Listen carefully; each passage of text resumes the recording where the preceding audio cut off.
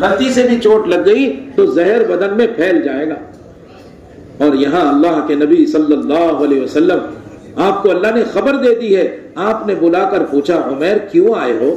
کہ جی وہ قیدی جو آپ کے پاس ہے نا، میرا بھائی بھی ہے، اس کو چھڑانے کے لیے آیا ہوں۔ بات بدل دیا۔ تو آپ نے فرمایا اچھا، رات کے اندھیرے میں کعبۃ اللہ کی جڑ میں حتیم کے حصے میں بیٹھ کر تو اور صفوان ابن امیہ کیا بات کر رہے تھے؟ تو یہ نہیں کہہ رہا تھا میرا قرضہ کوئی دیکھ لے اور میرے بیوی بچوں کی کوئی حفاظت کر لے تو میں جا کے نعوذ باللہ آپ کو قتل کر دوں؟ اللہ اکبر۔ جیسے ہی یہ بات کہی وہ آپ پر گر گئے اور کہہ رہے اشہد ان لا الہ الا اللہ وانک رسول اللہ، کہ میں گواہی دیتا ہوں اللہ کے سوا کوئی معبود نہیں، اور میں اس بات کی گواہی دیتا ہوں کہ آپ ہی اللہ کے رسول ہیں۔ اس لیے کہ تنہائی میں اندھیرے میں ہم دونوں نے بات کی، میں نے اپنے بیوی بچوں کو بھی نہیں بتایا، کسی کو خبر نہیں، یہ بات صرف آپ کو اللہ نے بتائی ہے، اس لیے کہ آپ اللہ کے نبی ہیں۔ دشمن کے ساتھ بھی برتاؤ، دشمن کو بھی اپنے قریب کرنا، مسجد کے ماحول میں لانا۔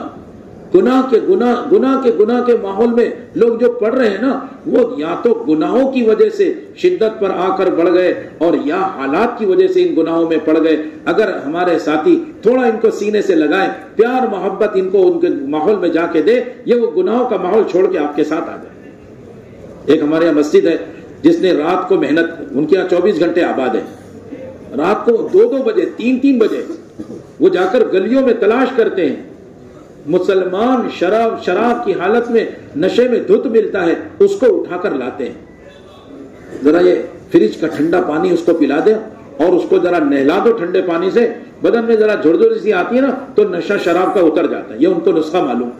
انہوں نے اس کے ساتھ ایسا کیا، پاک کپڑے دیے، وہ اتنا ندامت سے رویا پھوٹ کر گلے لگ کر، اور اس نے طے کیا کہ اب دوبارہ مجھے ایسے اڈے پر نہیں جانا، اور ماشاءاللہ وقت لگانے والا ساتھی بن گیا۔ وہ تو ہمارے درد غم اور ہماری بے چینی اور ہم تلاش کر کے لوگوں کو لائیں، تب دیکھیے آپ، ہاں جتنا مسلمان ہے اس کا تعلق مسجد سے ہو جائے۔ آج مسلیوں پر بھی محنت نہیں ہو رہی، اور مسلمان تو بڑے بڑے پڑے ہیں جو مسجد کے باہر ہیں، اور ہم مسلیوں کو بھی مسجد کے اعمال سے نہیں جوڑ پا رہے۔ اور وہاں یہ ماحول تھا کہ کوئی آدمی پہلے دن آیا تو آپ اس کو بھی جا کر دعوت دے رہے۔ جتنا ہم انفرادی دعوت دیں گے اور مسجد کے ماحول میں لائیں گے، اتنا ہمارے پاس دین پر چلنے کا ایک ماحول بنتا چلا جائے، جیسے مدینے میں ماحول بنا ہے۔ نیا آدمی ہے اور اس کی تشکیل پوری زندگی کی ہو رہی ہے، چاہے جنگل میں ملے تو زندگی کی تشکیل، چاہے مسجد میں آئے تو زندگی کی تشکیل، جو جہاں ملتا تھا وہاں اس کو دعوت دے کر اس کو تیار کیا جاتا۔ تو جنگل کے اندر آدمی وہ کہہ رہا ہے میں اپنے دیہات جا رہا ہوں، فوراً جا کر دعوت دوں گا، فوراً کام شروع کر دوں گا اور سب کو لے کر آنے کی کوشش کروں گا، اگر آ گئے تو بہت اچھا، اور اگر وہ نہیں مانے تو میں آپ کے ساتھ پوری زندگی اس محنت کے لیے تیار ہوں۔ ایسا حوصلہ، ایسا عزم، ایسے ارادے صحابہ کے وقت، تو پہلے دن سے ان کی ترقی شروع ہو جاتی تھی، اور ایسے سچے لوگ تھے کہ اپنے آپ کو پیش کرنے میں ذرا بھی جھجک نہیں کرتے تھے۔ ہاں پیش کرنا ہے، تقاضا آیا ہے تو بھی تیار ہے۔ چھوٹے چھوٹے بچوں کا یہ ماحول بنا ہوا تھا، تقاضا آیا اللہ کے نبی صلی اللہ علیہ وسلم پر، مسجد نبی میں صحابہ کو جمع کر کے تقاضا دیا، صحابہ نے تقاضا لے کر اپنے گھر پر گئے، اپنے بیوی بچوں کو تقاضا سنایا، مائیں اپنے ننھے ننھے پھول سے پیارے بچوں کو تیار کرتی تھی، وہ ننھے بچے آ کر مسجد میں کھڑے ہو جاتے تھے اور مجمع میں چھپ جاتے تھے، تو لوگ کہتے تھے کیوں چھپ رہے ہو؟ کہ میں بہت چھوٹا ہوں نا، اگر نظر آ گیا تو مجھے واپس کر دیا جائے۔ بچوں میں یہ جذبہ، جوان ایسے کہ بالکل شادی کرنے کا موقع، اور آپ نے انتظام کر دیا، لو شادی کا سامان خریدو، اب تمہارا نکاح کا انتظام ہوگا۔ اللہ اکبر، بازار گئے اور وہاں آواز لگ گئی اے گھوڑ سواروں، اللہ کے دین کا تقاضا ہے گھوڑے پہ سوار ہو جاؤ، تو وہ وہاں سے بازار سے شادی کا سامان خریدنے کے بجائے اللہ کے راستے کا سامان خرید کے اللہ کے راستے میں چلے۔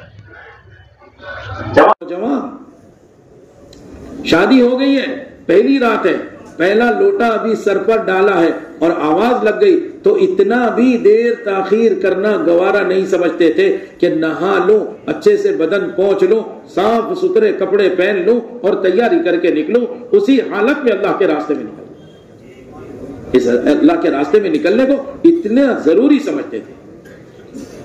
ماحول ختم ہو جانے کی وجہ سے جاننے والوں کو بھی یہ اشکال ہو رہا ہے کہ بھئی یہ کیسے ضروری ہے، اور وہاں یہ تھا کہ پہلی رات میں بھی جو بیوی کا حق ہے، بیوی کے ساتھ رہے، اس بیوی کو چھوڑ کر بغیر غسل کے اللہ کے راستے میں نکل۔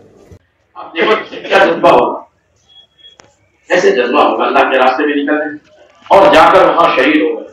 آپ صلی اللہ علیہ وسلم نے دیکھا تو ایسے اپنی نگاہ کو پھیرا، مسکرائے اور آپ چلنے لگے۔ صحابہ نے پوچھا یہ بات عجیب آج کی ہے، کہا جی اس کے جنازے میں، حنزلہ کے جنازے میں اتنے فرشتے آئے ہیں کہ مجھے پیر رکھنے کی بھی جگہ نہیں مل رہی۔ ٹھیک ہے، کیسے سچے لوگ ہوں گے، فرشتے استقبال کر رہے۔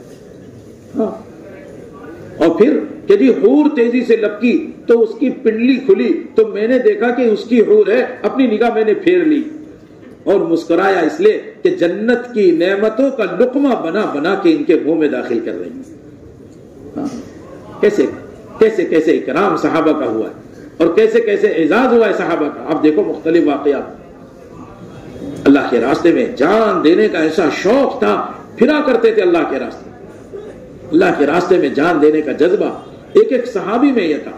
حضرت شاہ مولانا محمد الیاس صاحب رحمۃ اللہ علیہ فرمایا کرتے تھے، صحابہ کی نگاہوں میں ان کے جان و مال کے بے قیمت ہونے نے ساری دنیا میں دین کو زندہ کر دیا، آج ہماری نگاہوں میں اپنے جان و مال کے قیمتی اور محبوب ہونے نے ساری دنیا سے دین اجاڑ کے رکھ دیا۔ ہم اللہ کی نگاہ میں مجرم ہیں اور ہمیں اس کا احساس بھی نہیں۔ ایک ایک مسلمان جو اس کام سے جڑ گیا ہے وہ تو سب سے پہلے 4 مہینے کے لیے نکل جائے، ہماری پوری خوشامد اور پوری حکمت یہ ہو۔ عذر کو ہم دیکھتے ہیں، حالات کو ہم دیکھتے ہیں، مسائل کو ہم دیکھتے ہیں اور متاثر ہو جاتے ہیں۔ ہاں جی، ارحموا من فی الارض یرحمکم من فی السماء، حضرت جی شاہ مولانا محمد الیاس صاحب رحمۃ اللہ علیہ فرماتے تھے، ہاں یہ اچھی بات ہے اگر کسی کو سردی لگ رہی آپ نے کوئی چادر سوٹر اس کو دے دی، ٹھیک ہے، لیکن اصل رحم یہ نہیں ہے۔ بھوکا ہے سردی میں آپ نے اس کو کھانا کھلا دیا، ہاں بہت اچھا کام کیا، ضرور اچھا کام کیا، لیکن یہ اس کا حق نہیں ادا ہوا اور یہ اصل رحم نہیں ہو۔ اس طرح مختلف حاجتوں کو بیان کر کے یہ بات سمجھاتے تھے۔ اصل رحم کیا ہے انسان پر؟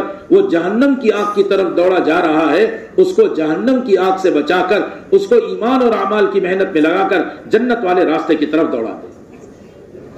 جب تم یہ رحم کرو گے تو اللہ تم پر رحم کرے گا، آخرت میں